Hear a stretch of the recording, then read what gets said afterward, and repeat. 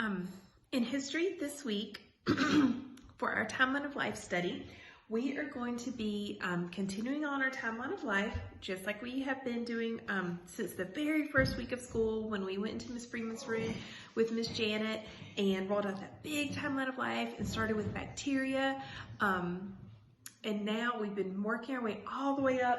And let me show you where we are now. We are in the Cretaceous Period. We are in the Cretaceous Period. So we're in the Mesozoic era. Okay, and within that, we have the Triassic period. We have the Triassic period here.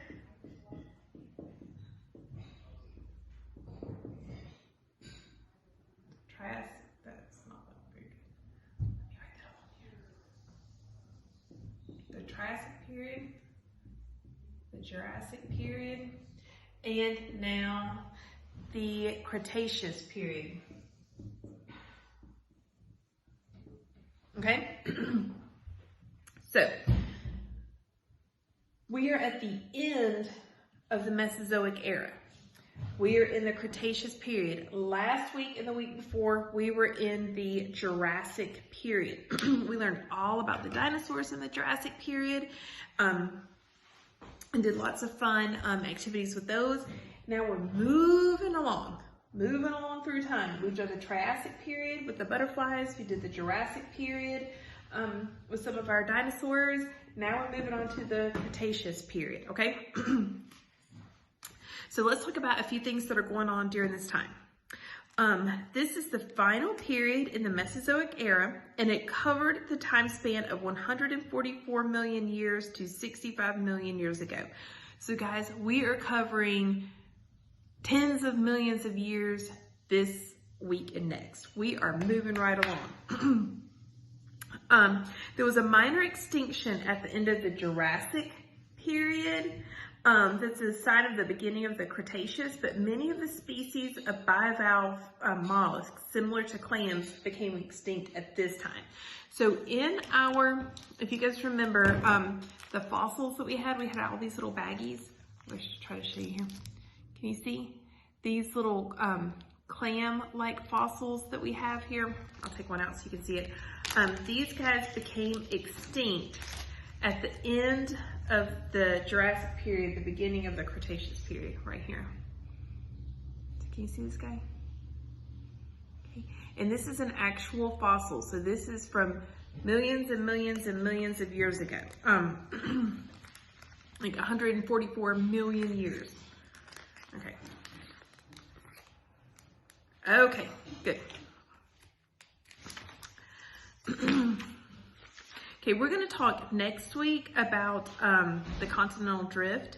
So I will mention that right now to just say, as part of our introduction of what's going on during this time, is that there's changes to the continents. We know the continents. We've sang the continent song, you know, North America, South America, Africa, Europe, and Asia. Don't forget about Australia. Don't forget about Antarctica. Okay. Our planet did not always look the way that it does now. The way that we have the globe in our classroom, and we can point to the continents, North America and South America and Africa. It did not always look that way. There was this giant supercontinent, and it has separated over time. And during this period, the changes in the continents continued, and it separated into the Laurasia and Gondwana. Those are the two parts. So like I said, we're going to talk about that more next week. But that way you'll learn about what was happening with the planet itself, with the land masses during this time. Okay, so we're going to talk about that next week. Okay, let's talk about the new dinosaurs. Okay, animal life is continuing to change and develop. And so that's kind of the theme this whole timeline of life, is that we're seeing things change and evolve, and new plants and animals coming onto the scene all throughout history. So let's talk about what's happening here in the Cretaceous period, okay? Animal life continued to develop, and much as it had during the Jurassic period, and new species of dinosaurs became important, okay? The Ceratopsian dinosaurs appeared for the first time. So during this period here is when the Ceratopsian dinosaurs appear for the first time. One of the most famous ones is the Triceratops. Triceratops. Now think about T-R-I. Where's that word? T-R-I. Triceratops.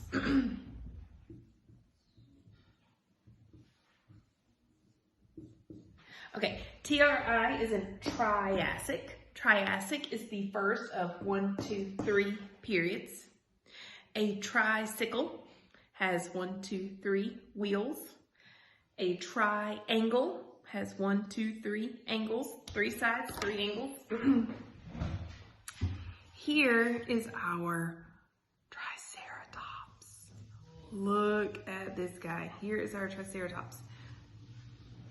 1, 2, 3 horns right on the front of his head. 1, 2, 3. So this guy, the Triceratops, is new to this period, the Cretaceous period.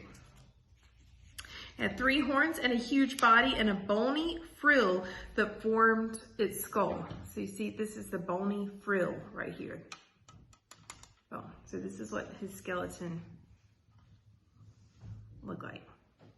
Okay, so that is new. He's new. See who else is new?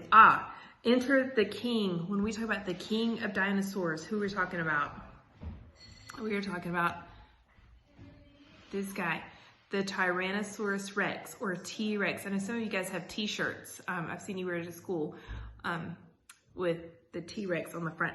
The most famous dinosaur of all, the Tyrannosaurus Rex, finally came along during the Cretaceous period. So all this time that we've been talking about dinosaurs during the Triassic and Jurassic period, he was not here until now. They ruled the land at the end of the Cretaceous period. Tyrannosaurus Rex was a reptile-hipped dinosaur.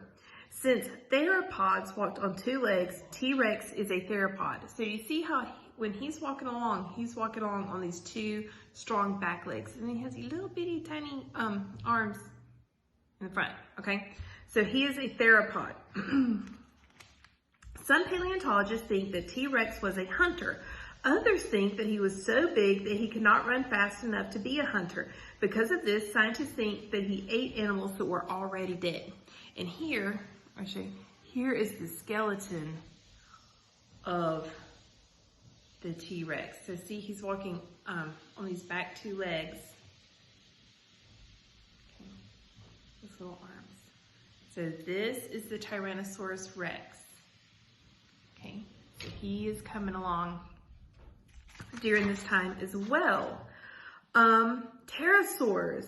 The pterosaurs first appeared during the Triassic period, and they continued all the way into the Cretaceous period. 2 of the pterosaurs reached gigantic size. The pterodon had a wingspan of 25 feet. So if you guys want to go out and measure that, 25 feet. Remember we talked about the dragonflies, and we made the wings for the dragonflies, and those had a wingspan of about 18 to 24 inches, so about 2 feet. So 25 feet.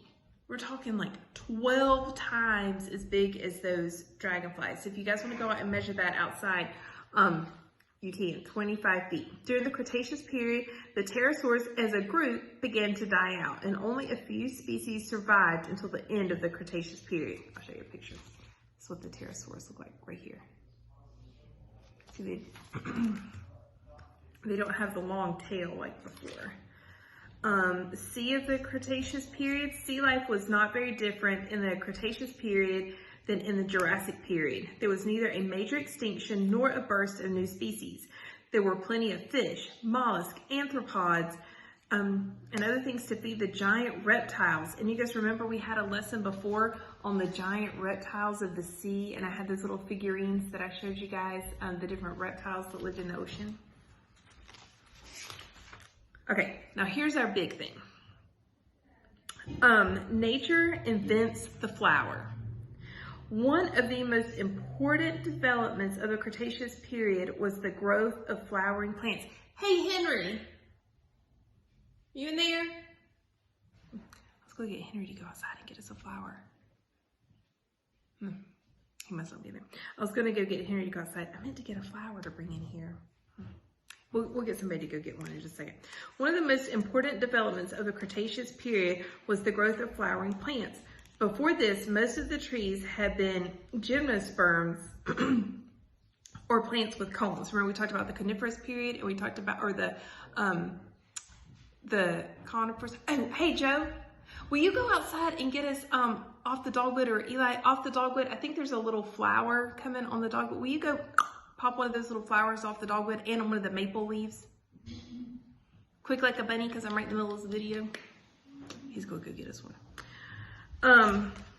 So heretofore, the trees have been having the cones. We talked about the coniferous trees, and you guys decorated the pine cone, but we're moving beyond that. Now trees begin to produce flowers. Eli's going to go get us a flower off of the dogwood.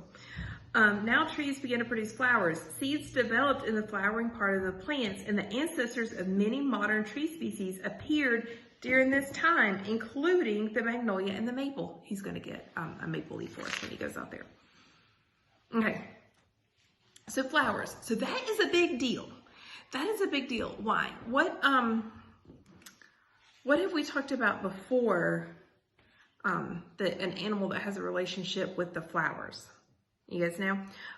With the introduction of flowers came many new insects, including butterflies, ants, termites, and bees. While the flowering plants provided food for the insects made sure the pollen spread from flower to flower, producing the seeds that will become new plants. So the butterflies, the bees, these things are pollinators, and they're spreading the pollen, and then new plants are growing.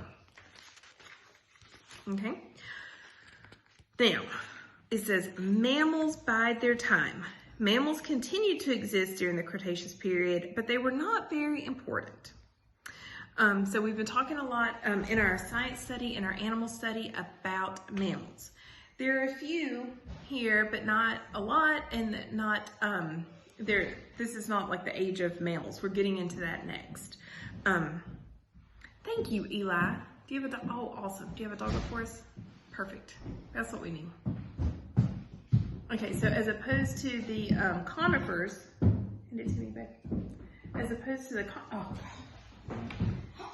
I just want you to hand it to me. That's all I need. Okay, thanks. All right, as opposed to the conifers that had the pine cones, now we have flowering trees. So this is a flower off of a tree in our front yard, off of the dogwood tree. So we have flowering plants and trees now in this period. Okay, so the early mammals were tiny creatures compared to the giant dinosaurs, little shrew-like animals. The new placental mammals of the Cretaceous period were an important evolution in mammal species.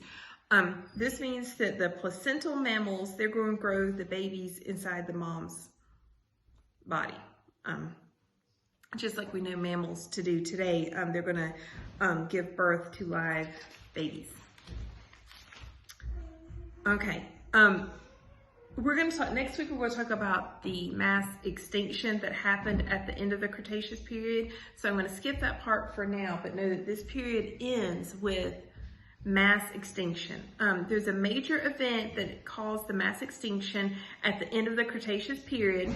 It's called the KT event, K for Cretaceous, it starts with a C, and T for Tertiary, which is the first period of the next era, the Cenozoic era. That comes next. We're going to talk about that big change that happened next week. We're going to talk about the mass extinction. Okay, but so here's the result.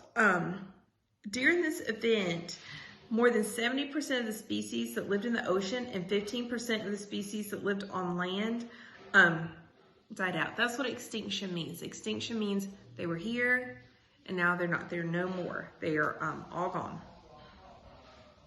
In fact, all land animal species over 50 pounds seem to have become extinct.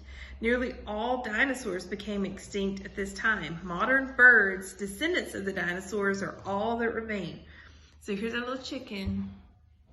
Okay, so this modern bird, a descendant of the dinosaur, he's what's left, little chicken. Modern birds, descendants of dinosaurs, are all that remain of the animals that had ruled the planet for so many millions of years. In the seas, the ammonites, which is this guy here. Do you guys remember coloring the ammonites? Here's the ammonite fossil. So these guys became extinct during that point. No more ammonites. There have been tons of them, and we focused on them earlier in the timeline and colored pictures of them, but they became extinct. They were wiped out, along with large marine reptiles, including the ichthyosaurus. Remember, we learned about him. Okay. So, also we had the, during that time, the stegosaurus was here. Here's the stegosaurus. Let's see if there's anything else in our folder that I wanted to show you. I think there's a couple, marsupials, like the ancestors to the wallabies and kangaroos. These were coming along at that time. There's the pterodon. These little squid and lobster-like creatures. Insects. Block mountains. The flowering plants. The stegosaurus, which I just showed you here. This is in here. Oh, here's that little mammal, the first mammals with placenta. So the first mammals that are growing the babies inside in the placenta, these guys right here. Let's see what else we have. Anything else? I think that's about it. That's a good introduction to our Cretaceous period. Probably all that you guys wanted to know about that. So we're going to do works this week with our dinosaurs. Next week, we are going to do works regarding the continental drift and the mass extinction. So we'll talk about that next week. Okay, awesome. Thanks for hanging in there with me, guys. I know that was kind of a long lesson, but like I said, we covered tens of millions of years. So it takes a few minutes to get through all that. All right, awesome. Enjoy your dinosaur activities this week, especially your T-Rex activities. We have several T-Rex projects. So, all right, awesome. I'll see you tomorrow.